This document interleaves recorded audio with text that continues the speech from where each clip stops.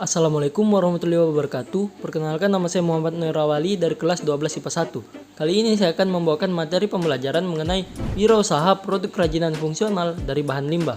Sebelumnya kita perhatikan di sebelah kanan sini ada beberapa materi yang nantinya akan saya sampaikan. Pertama, mengenai diversifikasi produk dalam wirausaha. Ada mengenai produk kerajinan, bahan baku, teknik produksi, langkah-langkah perancangan desain, pengemasan dan promosi, serta perencanaan wirausaha.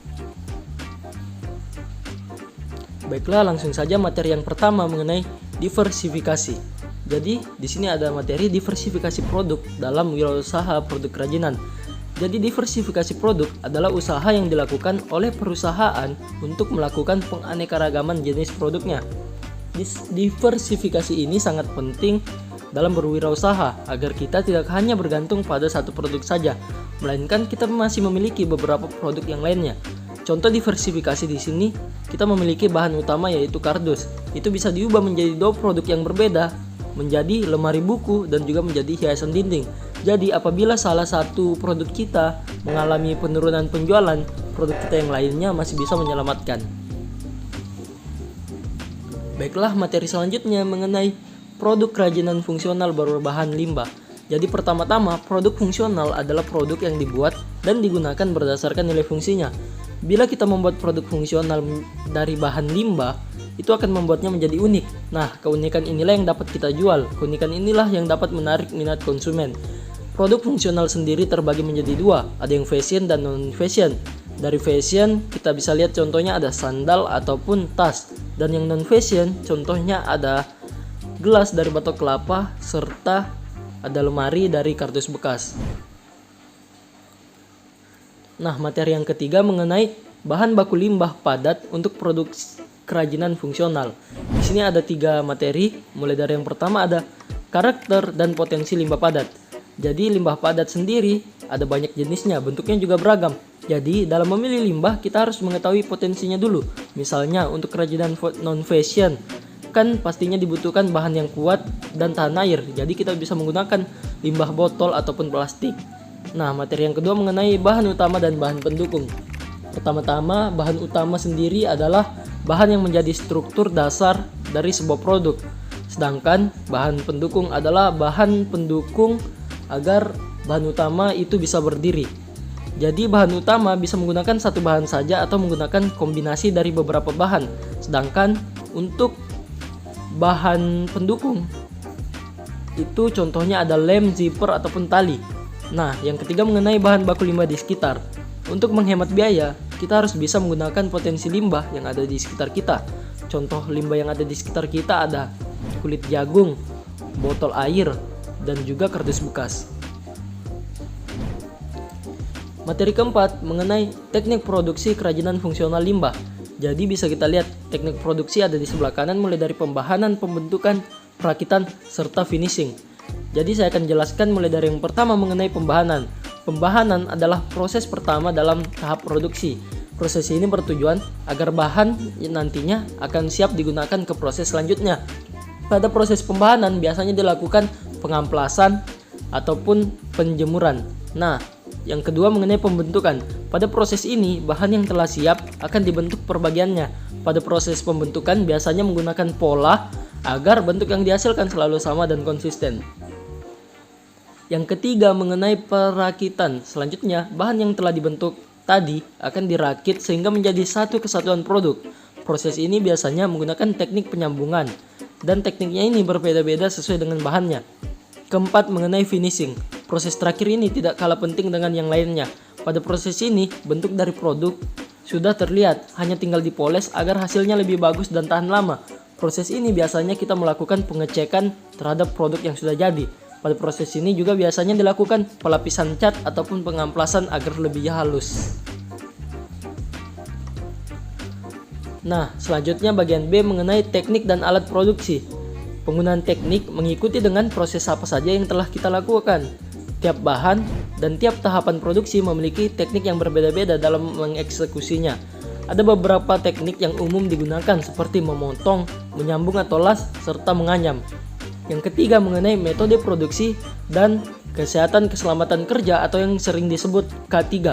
Metode produksi dibedakan menjadi dua, Ada metode tradisional dan metode modern. Metode tradisional adalah metode di mana tiap-tiap orang melakukan proses produksi dari tahap awal hingga akhir. Sedangkan pada metode modern, tiap orang hanya melakukan satu tahapan produksi, lalu akan dilanjutkan oleh orang selanjutnya. Kelancaran proses produksi juga bergantung terhadap tenaga kerjanya. Oleh karena itu, ketiga harus dijalankan dengan baik. Karena terkadang selama proses produksi ada sisa potongan atau debu, itu dapat membahayakan para pekerja. Materi selanjutnya mengenai langkah perancangan desain, produksi, dan biaya produksi. Pertama adalah pengembangan desain. Kita dapat mengembangkan desain melalui 3 teknik pendekatan. Pertama ada studi kegiatan. Jadi studi kegiatan adalah cara kita melihat atau meriset kegiatan apa saja yang kira-kira membutuhkan produk fungsional. Yang kedua mengenai studi limbah. Kita meriset data-data tentang limbah yang ada di sekitar kita yang dapat kita ubah menjadi produk fungsional. Ketiga adalah studi pengguna. Kita mencari tahu target konsumen kita, target pemasaran kita, terhadap siapa saja produk fungsional kita nanti akan berpengaruh. Nah, jika ketiga hal ini telah kita riset, maka mengembangkan desain adalah hal yang mudah. Materi B mengenai perencanaan produksi dan 3K-nya. Kita harus merancang kegiatan produksi yang akan kita lakukan nanti, mulai dari proses awal hingga akhir harus disusun dengan rapi, beserta dengan K3 yaitu kesehatan dan keselamatan kerja. Materi yang C mengenai perhitungan biaya produksi. Nah, ada 3 hal yang harus diperhatikan dalam menghitung biaya produksi. Pertama, biaya bahan baku. Biaya bahan baku itu terdiri atas bahan baku utama dan bahan baku pendukung.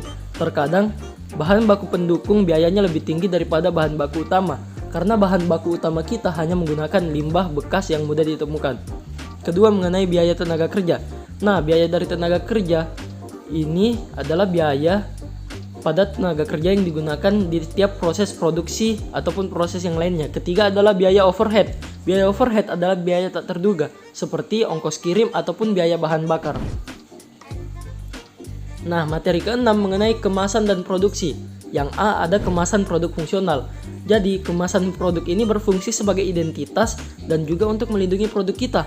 Kemasan produk fungsional sendiri dibedakan menjadi 3. Ada kemasan primer. Kemasan primer adalah kemasan yang melekat pada benda, biasa berfungsi sebagai identitas dari produk kita. Kemasan sekunder biasa berupa box. Kemasan sekunder berisi beberapa kemasan primer, fungsinya untuk melindungi kemasan primer dan isinya. Nah, kemasan tersier biasa berupa box yang lebih besar atau box kotak seperti pada gambar. Nah, fungsi dari kemasan tersier untuk memudahkan proses distribusi nantinya dan juga menjaga barang dari kerusakan. Yang B mengenai promosi produk fungsional dari limbah. Promosi ini penting karena bertujuan mengenalkan identitas dari produk kita serta fungsinya kepada para konsumen. Biasanya promosi dilakukan dengan cara memperagakan penggunaan produk fungsional kepada pengguna. Ada juga cara yang lain seperti melalui brosur, media digital, ataupun melalui pameran. Materi terakhir ialah materi ke-7 mengenai perencanaan wirausaha produk fungsional dari limbah. Jadi yang A ada skema wirausaha produk fungsional dari limbah. Skema dalam proses wirausaha produk fungsional sebenarnya hampir sama dengan skema proses wirausaha yang lainnya. Hanya saja perbedaannya terdapat pada bagian detail kecil seperti proses produksinya.